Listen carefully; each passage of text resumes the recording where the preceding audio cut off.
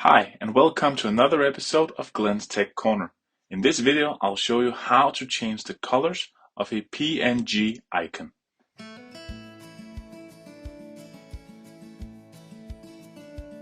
If you have an icon that you couldn't get in a vector file format, but you have it as a PNG and you want to change the color, this is super simple in Figma, even though it may not seem like that at first hand.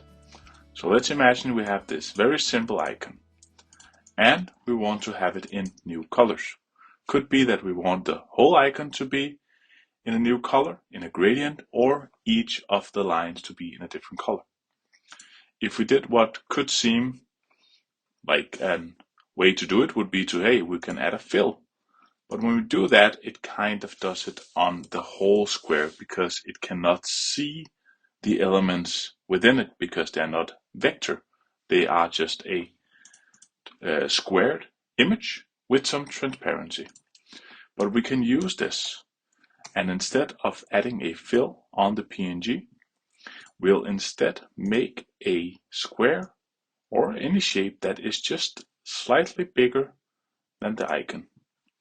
Then we'll give this the preferred color.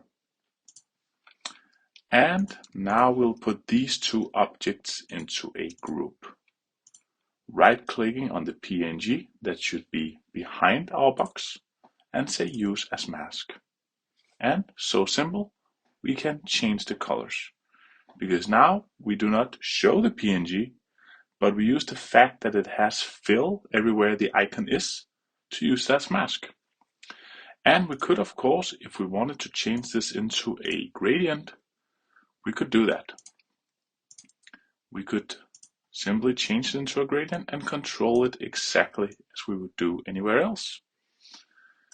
We can also have this icon consist of multiple shapes. So let's imagine that we wanted to have these two to have the red gradient. Then we duplicate this and can give this another color, another gradient, or something else.